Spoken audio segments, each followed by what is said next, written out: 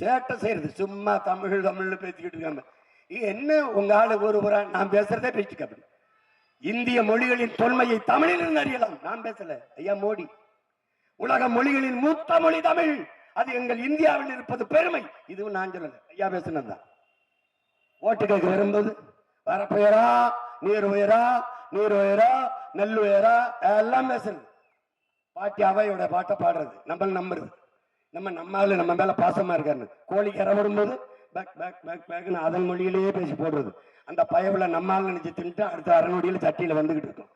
அந்த மாதிரிதான் நீ இவனை நம்பாத, இவன் நம்மால் மாதிரி நடிப்பான். நம்பாத நம்பாத.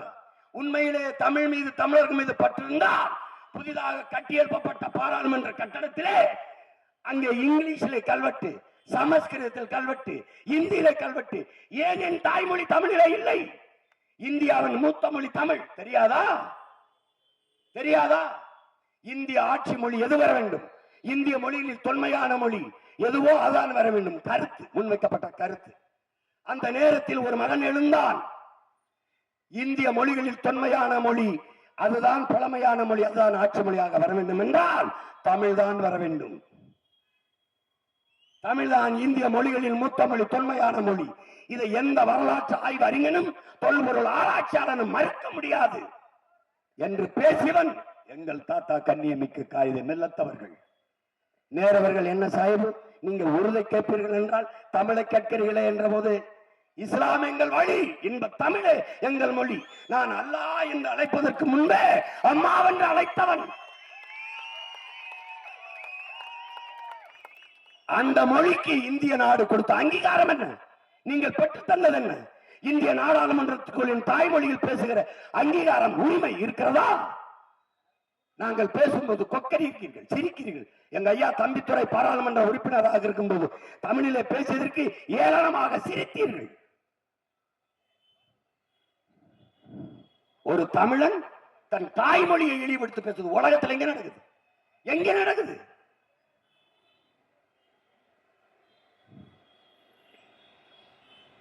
ஒரு வேலை பார்க்கிற இடத்துல ஐபிஎஸ் வேலை. எங்கு பிறப்பினும் தமிழன் தமிழனே, இங்கு பிறப்பினும் அயலான அயலானங்கிறார் புரட்சி பாவலன் பாரதிதாசன். நீ எங்க போய் நின்னாலும் தமிழ்நாடு இருக்கும். நீ போய் பார், இத்தனை நாடுகளை நாங்க போய் வாழ்றோம். எங்கு போனாலும் நிறம் மாறல, இனம் மாறல, தமிழர்கள் தான் நாங்க. நீ அங்க போய் வேலை செய்யும் போது தமிழ்நாடு நோடில்லா, காவிரிஷி நோடில்லா, டில் ஐ டெத் ப்ரௌட் கர்நாடகா.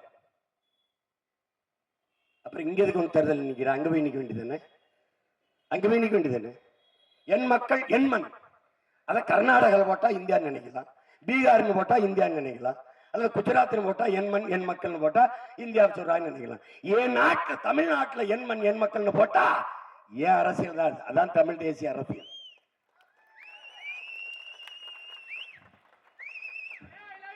ஒரு கருத்து கிடையாது. சும்மா நடப்பாங்க, இல்லைன்னா ரோடு ஷோ இப்படி கை காட்டிட்டு இப்படி போயிட்டு இருப்பாங்க.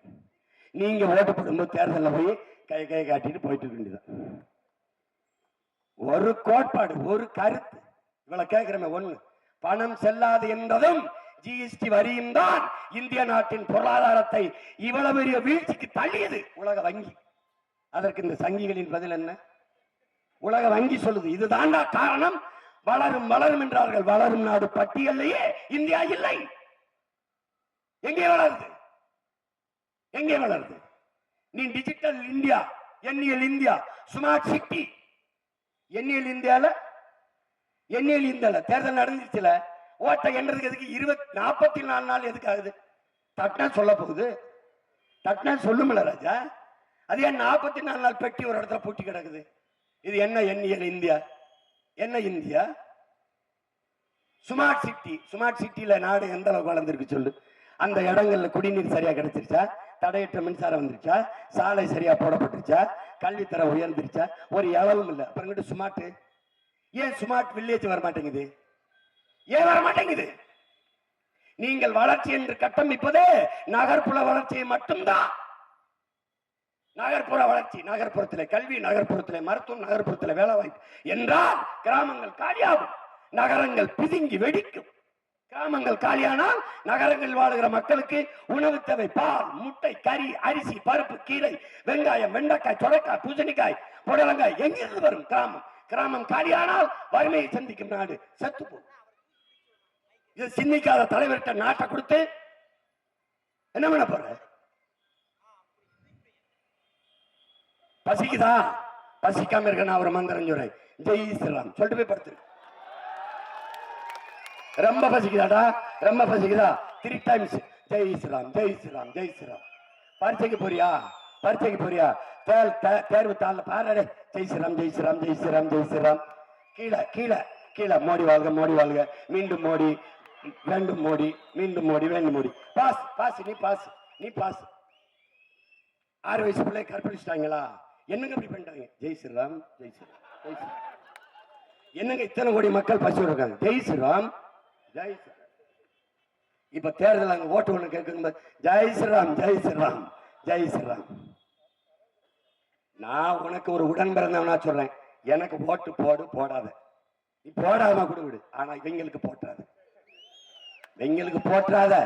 இந்த நச்சு செடியை, இந்த நாச மரத்தை நம் நாட்டில் வளர விட்டுறாது. அவன் வந்தா 1.5 கோடி இந்திக்காரன் உள்ள இருக்கான். இந்த நிலத்தின் அரசியலையும் அதிகாரத்தையும் அவன் தீர்மானிப்பான்.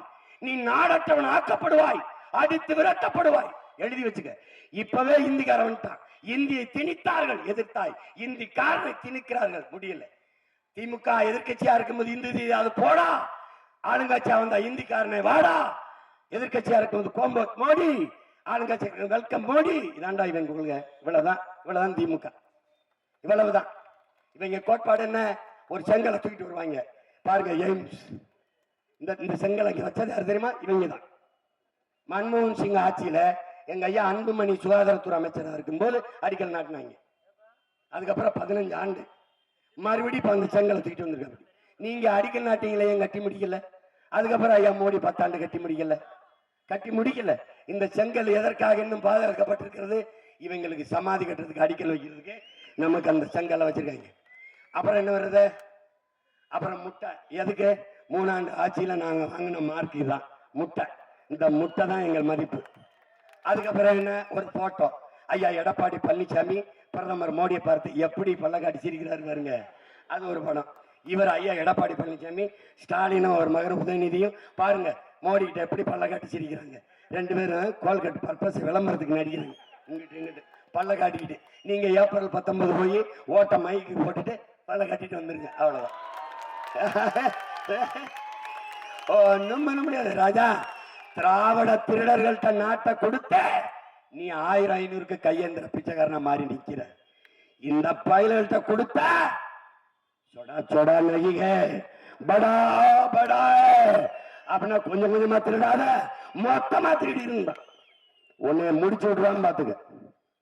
முடிச்சு விடுவான். ஈழத்துல உன்னை அடிச்சு விரட்டினா அகதியா வந்து நிக்கவாத ஒரு இடம். இங்க அடிச்சு விரட்டினா எங்க போவாய்? மல்லாக்கு போய் படுத்து வீட்டுல சிந்தி. அண்ணன் இதை சொன்னானே, எங்க போறதுன்னு தெரியலன்றானே, அடிப்பான். திருப்பூர்ல அடிச்சோடனே என்னை கூப்பிட்டான். நான் சொன்னேன், மக்களே நான் போதிக்கும் போது உனக்கு புரியாது, பாதிக்கும் போது நான் சொல்றது புரியும்னு. அடிச்சா உனக்கு வலிச்சது, என்னை தேர்ந்தேன். இப்போவும் சொல்றேன், அடிப்பான் அடிப்பான். நாடுதான் தமிழ்நாடு. இருக்கிற அதிகாரம் உன் அதிகாரம் இல்ல, உனக்கான அதிகாரம் இல்ல. பாரு, கர்நாடகான்னு வந்துச்சுல, காங்கிரஸ் ஒரு சொட்டு தண்ணி தர முடியாதுங்க. ஆனால் அவன் இந்திய கட்சி, இந்திய இறையாண்மை பேசுவான், தேச ஒற்றுமை பேசுவான். கர்நாடக மாநிலம் தேர்தல் ஓட்டு என்று வந்தால் தமிழ் தேசியத்தின் உரிமையை பறிப்பான். பாரதிய ஜனதா இந்திய கட்சியுமா, தேச ஒற்றுமை, பாலமாக்கு எல்லாம் பேசுவான். கர்நாடகா வந்தால் கன்னடர்கள் கட்சியா மாறிடுவான். ஒரு சொட்டு தண்ணி, மேகதாது அணை கட்டணும். காங்கிரஸ் பிஜேபி ஒரே மாதிரில கட்டுவான். நீ என்ன பண்ணு? நீ என்ன பண்ணு? ஒரு சொட்டு தண்ணி இல்லையா, ஒரு ஓட்டு உனக்கு இல்லை. அந்த முடிவை நீ எடுக்கணும். அதான் ஒன்னால செய்ய முடியும். உன் உரிமைக்கு எதிராக நிற்பவன், உன் உணர்வை மதிக்காதவன், உன் உயிரை ஒரு பொருட்டாக நினைக்காதவனுக்கு நீ ஓட்டு போடாமல் வீழ்த்தினால் அவன் உன் மேல அக்கறையில வருவான். ஏதாவது பேசினா ஏதாவது செஞ்சா தாண்டா ஓட்டு போடுவாங்க, தமிழ்நாட்டுக்கு நுழைய முடியாதா என்ற நிலையை நீ உருவாக்கணும். சரி, மேகதாதுல அணை கட்டணும்னு சொல்றாரு மத்திய நீர்வளத்துறை அமைச்சர், பாரதிய ஜனதாவுடைய அமைச்சர். தம்பி கருத்தன்னு, இந்த மாநிலத்தின் தலைவர் பாஜக தலைவரின் கருத்தன்னு, ஒரு சொட்டு தண்ணி தர முடியாது தமிழ்நாட்டுக்கு. காங்கிரஸ் ஆளுகிறது, காங்கிரசின் முதல்வர் சீதாராமையா, துணை முதல்வர் சிவகுமார் சொல்லுகிறாங்க. உங்கள் கருத்து என்ன பெருமகனே? உங்கள் கருத்து என்ன? தமிழ்நாட்டு மக்களின் நதிநீர் உரிமையில உங்கள் நிலைப்பாடு என்ன? என்ன நிலைப்பாடு? கச்சத்தீவு மீட்பு அது நாங்க பாத்துக்கிறோம். அருணாச்சல பிரதேசம் என்னதுங்கிறான சீனா, அதுல உங்கள் நிலைப்பாடு வாட்டப்பட்டு ஒரு ஸ்டாண்ட், ஒரு ஒப்பீனியன் என்ன இருக்கு? 11 மாவட்டத்துக்கு சைனீஸ்ல பேர் வச்சு பழக வச்சுட்டு போயிருக்கானே, அதுல ஏதாவது கருத்து இருக்கா? எதிர்த்து பேசுவீங்களா? அருணாச்சல பிரதேச தொட்டா தொலைச்சு போறோம், அப்படி ஏதாவது வசனம் இருக்கா? வீர வசனம் இருக்கா? நோ. ஏன்? அங்க உண்மையிலே ராணுவம் வச்சிருக்கான். என்னது? ஒரு கோட்பாடு கிடையாது. இஸ்லாமியர்களுக்கு எதிராக பேசுறது, கிறிஸ்தவர்களுக்கு எதிராக பேசுறது தவிர வேற. மதம் எப்படி அரசாங்கம்? மதம் மதம் கடந்து மனிதம் பேசணும். அதான் அரசியல், அதான் கட்சி. நீ ஒண்ணு செய்ய, இஸ்லாமியரை நிராகரிச்சு இஸ்லாமியனுக்கு ஒரு சீட்டு கூட கொடுக்க மாட்டான், அவன் ஓட்டு உனக்கு போட மாட்டான். நீ சரியான ஆளுக தானே.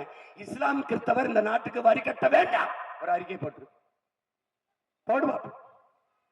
நீ மாட்டுக்கறி அதிகமா ஏற்றுமதி செய்யறது யாரு? நீ தான்.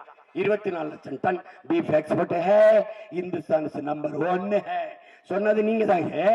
எந்த நாட்டுக்கு ஏற்றுமதி செய்றீங்க? அது அவலகம். கிறிஸ்தவர் இஸ்லாமியர் நாடு இல்லைன்னு சொல்லு.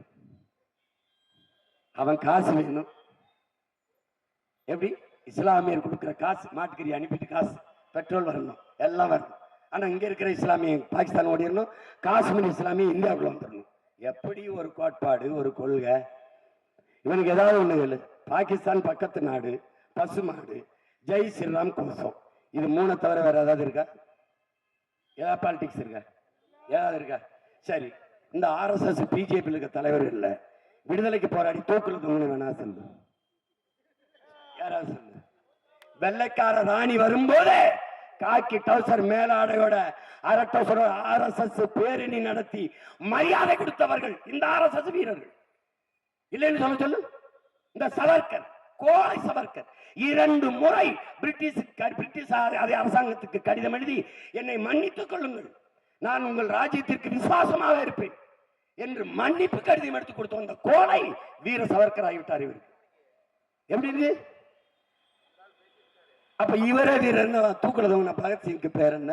சுபாஷ் சந்திர போஸுக்கு பேர் என்ன? எங்க பாட்டன் தீரன் சின்னமலைக்கு பேர் என்ன?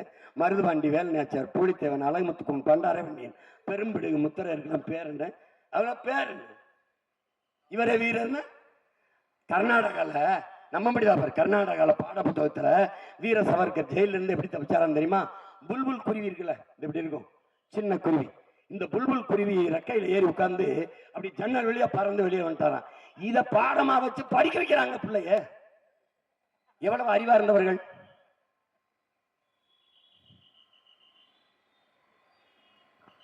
ஏதோ ஏதோ கோயம்புத்தூர்னா அங்க பிஜேபி தாங்க, கன்னியாகுமரினா அங்க பிஜேபி தாங்க. போடு போடு. ஆனால் இந்த நாடு எதிர்பாராத ஒரு மிகப்பெரிய புரட்சியை எதிர்கொள்ளும். அன்னைக்கு நீங்க எல்லாம் வெக்கி தலைகுடிவீங்க. ராம்ஜெத் மலானி என்கிற மூத்த வழக்கறிஞர் சொன்னதை நினைவில் வைத்துக் கொள்ளுங்கள்.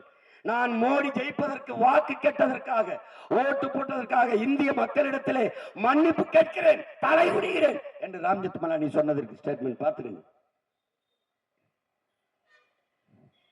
பிரகாஷ்ராஜ் சொன்னதை ஓட்டு போடும்போது ஞாபகம் வச்சுப்போ. மோடி டிவித்தார் என்று சொன்னதை நம்புகிற நாட்டு மக்கள் மோடி இந்த நாட்டை விற்கிறார் என்பதை நம்ப மறுக்கிறார்கள் என்று. அருந்ததி ராய் என்ற சமூக செயற்பாட்டாளர் 2 பேர் நாட்டை விற்கிறார்கள், 2 பேர் நாட்டை வாங்குகிறார்கள். விற்கிற 2 பேர் மோடியும் அமித்ஷாவும், வாங்குகிற 2 பேர் அதானியும் அம்பானியும். 4 பேருமே குஜராத்திகள்.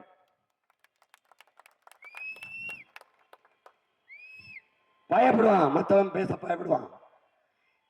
வருமான வரி சோதனை வரும், அமலாக்கத்துறை சோதனை. எனக்கு ஒரு மயிரை நீ முடுங்க முடியாது, ஒன்றும் பண்ண முடியாது. என்னைய ரைடு போடணும், என்னைய ரைடு. நீ போட்ட அத்தனை அதிகாரியும் ஏன்னு உனக்கு தெரியாம போட்ட. என்ன பண்ணிட்ட நீ? என்ன பண்ணிட்ட நீ? சின்னத்தை எடுத்த, அவ்வளவுதானே. வேற என்ன பண்ண முடியும்? என்ன பண்ண முடியும்? நீ பல அதிகாரிகளை, பல கேடிகளை, குற்றவாளிகளை ஜெயில பிடிச்சு போட்டிருப்ப. நான் ஜெயில இருந்து வெளியில வந்து கட்சி ஆரம்பிச்சேன். தம்பி அண்ணாமலை செய்த அரும்பெரும் காரியம் தெரியுமில்ல? தமிழ்நாட்டுக்கு மொத்த ரவுடி ஊழல்வாதிகளையும் பிடிச்சு ஜெயில போடுறதுக்கு பதிலாக பிடிச்சு பிஜேபியில சேர்த்து விட்டதா அவர் செஞ்ச பெருங்காரியம். ஒண்ணு நீ வா, 2 பேரும் போவோம் அயோத்திக்கு போவோம். அரும்பெரும் கடவுள் ஐயா ராமபிரான்ட்ட போய் சத்தியம் பண்ணுவோம். ஓட்டுக்கு 1 ரூபாவோட நாங்க பிஜேபி கொடுக்க மாட்டோம், ஒரு சத்தியம். 2வது, நாம் தமிழர் கட்சி அண்ணன் சீமானின் சின்னத்தை எடுத்ததுக்கும் எனக்கு எந்த சம்பந்தம் இல்லை, ஒரு சத்தியம். நான் சொல்றேன், இவங்கதான் எடுத்தது, இவங்க ஓட்டு காசு கொடுக்குறாங்க, நானும் ராமட்ட சத்தியம் பண்றேன். வர்றீங்களா?